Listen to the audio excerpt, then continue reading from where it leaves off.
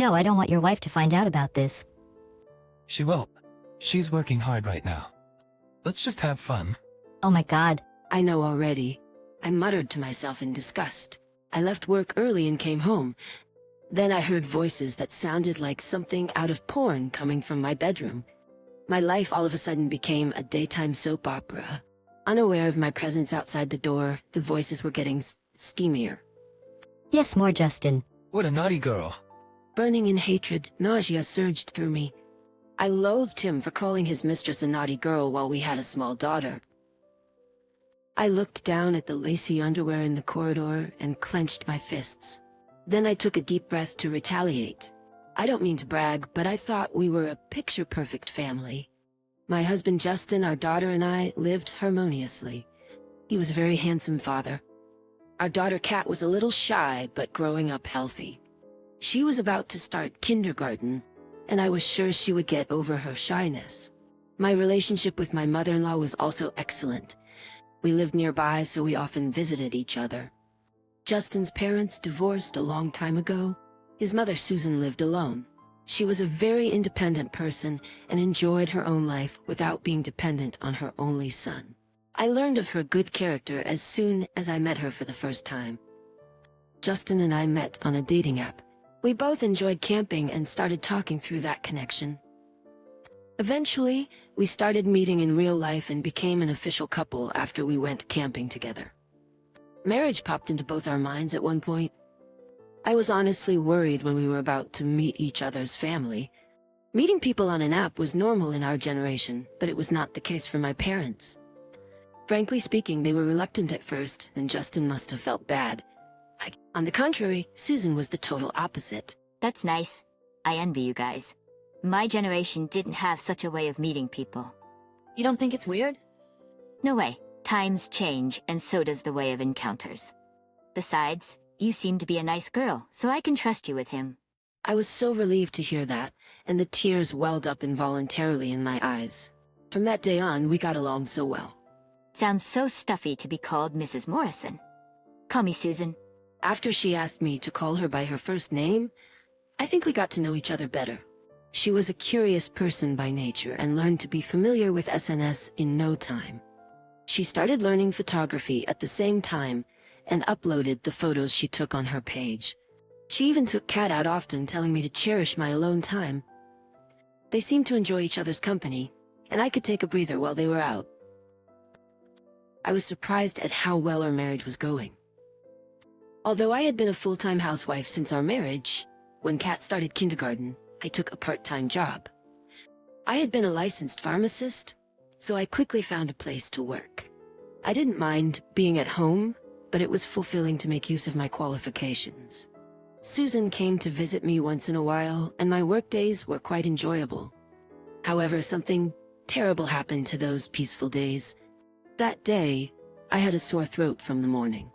By lunchtime, I was coughing nonstop. Hey, are you okay? It's not that busy today. You can leave early. I'm sorry. May I take your word for it? Of course. Get better soon. I thanked my manager and left work quickly.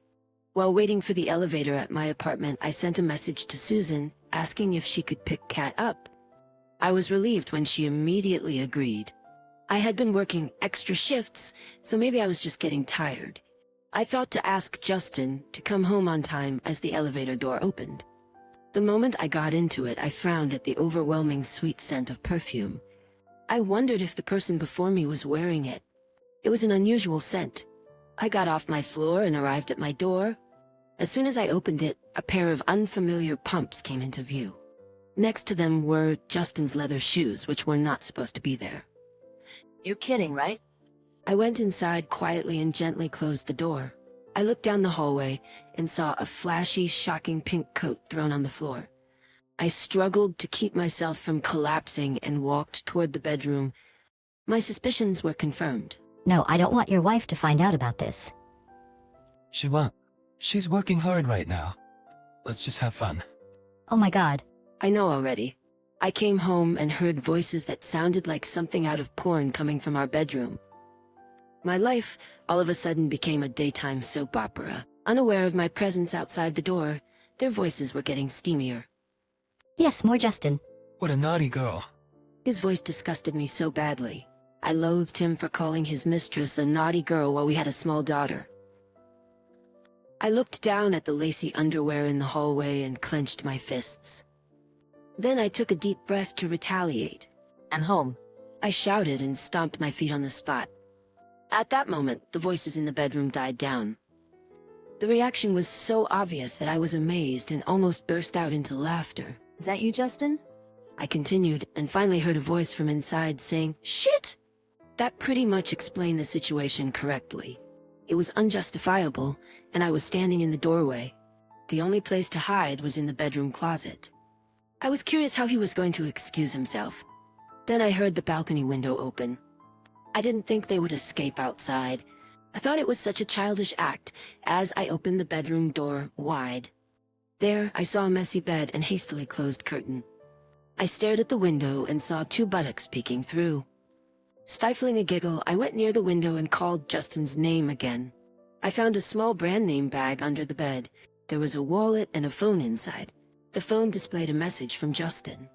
Room 502 was the room number of our apartment.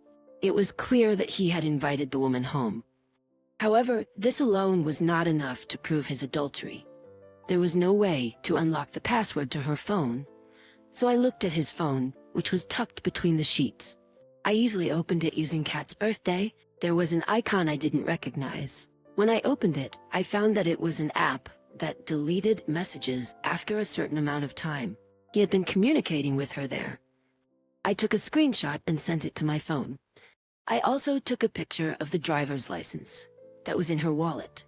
I had all the evidence I needed. Then I received a message from Susan. The content was that she would be arriving soon. Although I hesitated for a bit, I sent the evidence of Justin's affair to her as well. I added a note asking her to look on the balcony. After a while, the doorbell rang. I opened the door to find Susan frowning. For some reason, she had an SLR camera hanging around her neck. Hi, Debbie. I left Kat with the superintendent, so she didn't see anything. I appreciate that. I'm sorry I dragged you into this. It's okay. I never thought I'd see my own child looking so foolish. Where is he? Still out on the balcony. When she went into the bedroom, Justin and his mistress were frantically banging on the window. He was sniffling from the cold and shouting apologies, but I was a little horrified by the maniac look on his face. I took a step backward, and Susan took strides toward the window. Debbie, what do you want to do? We can leave him out like this? Oh, if he agrees to a divorce, I'm willing to let them in. Oh no, I apologize. Let's talk first. You want to spend the night there? Be my guest. Okay, I agree. As soon as she unlocked the door, they rolled into the room. The way they were covering themselves with the blankets, shivering and shaking, was almost a little pitiful, but Susan was relentless. Sit, you stupid thing. At the sound of her voice, both of them straightened their posture with pale faces. Justin, you know why your dad and I divorced, right? Tell me. It was his infidelity. No way. I couldn't believe my ears when I heard the reason for the first time. His parents split up because of his dad's affair, and I couldn't believe he did the same thing. She fiercely scolded him, and then did the same thing to the mistress as well. To my surprise, she was married. She was his ex-coworker who had left the job after getting married. Susan continued to lecture them for the next hour, and then the mistress left wearing the soaking wet clothes. When I tried to speak to him about the divorce, Justin started saying I had no proof. I showed him the screenshot, and Susan took pictures of them on the balcony with her camera. She had originally brought it to take pictures of Kat and use it at the moment's notice. I was surprised at how well it captured the scene without any blurriness and was impressed by her skill. After that, Kat and I stayed with Susan.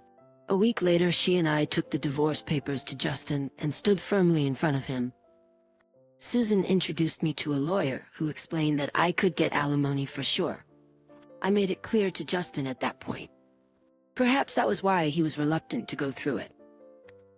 I mean, it was only for the last half a year or so. Why can't you forgive me? Are you serious? I'm just saying that you should take that into consideration. You're so stubborn. Don't make excuses for yourself.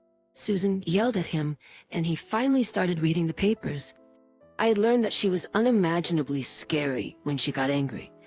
After that, I, under the advice of my lawyer, requested temporary court orders for custody and child support. I heard that he was depressed about the amount of alimony, but that was no longer my concern. The case was sparked unexpectedly. Look, Debbie. It's Justin in the video. Susan showed me her SNS screen, which showed a video of the fall scene on the balcony that day. I checked the account name that uploaded it, and it was my next-door neighbor. Come to think of it, she talked a lot about herself being an influencer. Justin deserved what happened to him, but the video was taken from an angle that could easily identify the apartment building. I thought other tenants would have been inconvenienced. I requested to the platform that the video be removed, which was easily granted. Not only that, but the neighbor's account was removed as well. It became a big deal somehow. A year later, my divorce is finalized, and Kat and I have been living in a new apartment. I have a new full-time job now. I'm busy with work and raising my child. Although I was worried about her, she has adjusted to her new environment more easily than I expected. We continue to have a good relationship with Susan too. After the video fiasco, I was much appreciated by my ex-neighbors. The supposed influencer had been bragging about herself everywhere and was seen as a nuisance. Some of Justin's coworkers saw the video and rumors spread quickly. He was asked to resign for damaging his company's image. He also ended up separating from his mistress. He apparently visited Susan for help, but she turned him away by dumping a bucket of water on him from the balcony. Just imagining the scene was amusing, and I couldn't help but laugh. Now there's laundry to do. Today is my day off, and Kat is out with Susan.